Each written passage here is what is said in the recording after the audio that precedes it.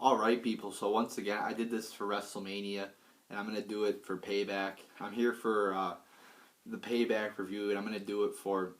This guy asked me to do a review for his... I guess he has like a radio show or whatever, so he wants me to do a review for the pay-per-view to air on his show. His show is... it's pronounced Timmy, D-T-I... It's Tim, E.D.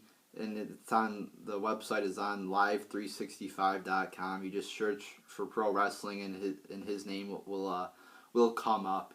Again, Tim E.D. So and this has got to be a clean review because I guess he doesn't want to have swearing on his channel here. So let me get the review here, and let me just pull up my notes here. And yeah, I mean, I do air a review of swearing where I do include swearing on my channel here. So if you want to look at that, you know, feel free.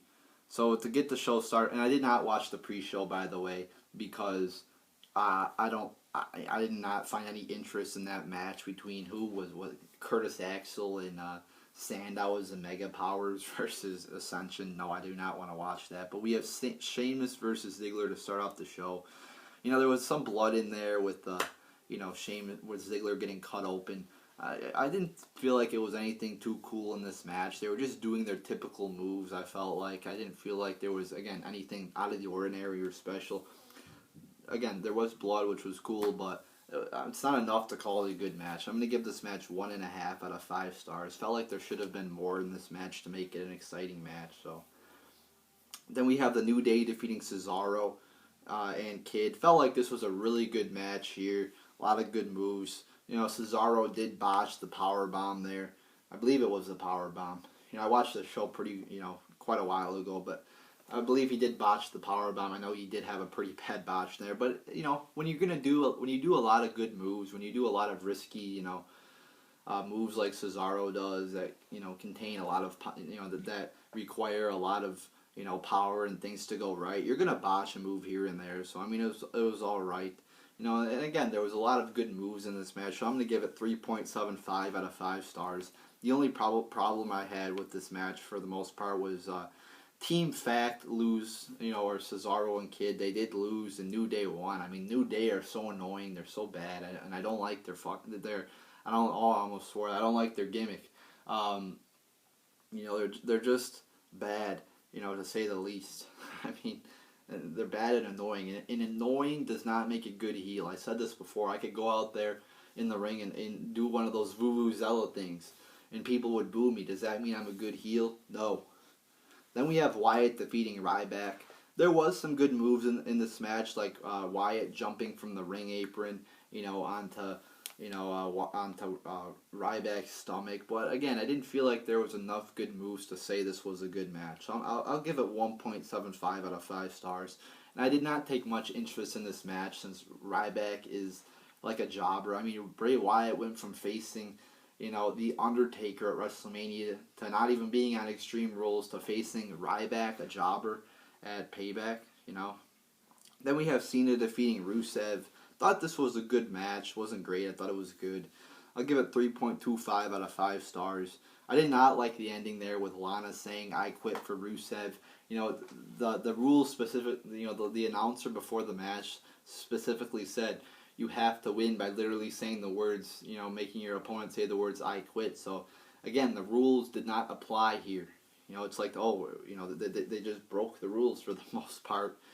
But, Cena did win again. Again, Cena just beating all this talent. And I'm not a Rusev fan, but you got to say, Cena just beats everybody, like Ziggler, Sandow, Rusev. I mean, he just beats a lot of people. So, and Rusev did botch the Alabama Slammer there, too. That was pretty bad botch, but, I will give the match 3.25 out of 5 stars. Then Naomi and Tamina to defeat the Bellas. Just a throwaway match I didn't care about. I'm going to give it a half star out of 5. Thought the ending was pretty bad too, where Nikki is just thrown off the top rope for the ending. Just a bad match here that, again, I don't really care about. Then Barrett and Neville ends with a count out. It was an alright match. There's a red arrow at the end. They were kind of brawling at the end there, and I figured, if you're gonna make a count out ending, but then make Neville go over at the end, you might as well have just ended with a legitimate finish. It was, again, it felt like a SmackDown or Raw match. Like a lot of the stuff on this card felt like, things you would see on Raw or SmackDown or even main event. It was just, it felt for the most part like a Raw or SmackDown card, but. In like this match, I'm gonna give it 2 out of 5 stars because there was some good shit in here, but again, it just felt like a Raw match, and it wasn't like it was a great wrestling match or anything like that. Then we have the main event where Rollins wins in the Fatal 4-Way match. I gave it a 2.5 out of 5 stars. I like the spot there with the Shield, the Shield kind of reuniting for one time only, the triple power bomb. That was cool. Then, another triple power. I guess there was only Roman Reigns and Dean Ambrose doing the power bomb there, power bombing Rollins and then Kane. So that those were some cool spots there. But other than those spots, I mean, there wasn't anything specifically that was like too memorable. And also Rollins got so beat down. He looked so weak throughout I mean, he had Kane and J&J security on his side, yet he got in very little offense. It felt like it's like. They're treating Rollins like garbage. I mean, he's like a garbage champion. He does not look like a good, he almost looks like a jobber in there. I mean, he only got the pinfall. That's like the most memorable moment. That's like the only offense he got in. I'm not being serious, but I mean, it's like Roman Reigns, Orton, and Ambrose beat each other up. They get in all the offense, and then Rollins just comes in for the cover. It's like Rollins should be looking more strong as champion, especially with Kane, Jamie Noble, and Joy Mercury on his side. So I did not like I liked how Rollins won. At least he won. I'm a Rollins fan, but he should be getting the upper hand more times, and he should be looking more strong, or stronger, I guess is the correct terminology. So there you go, people. Again, 2.5 out of 5 stars for the main event there. It was an alright match. And again, if you want to check out the uncensored version of my Payback review, then go look on my channel. I uploaded it, a few days ago, I believe. Today's Sunday. I believe I uploaded it like Wednesday or something like that.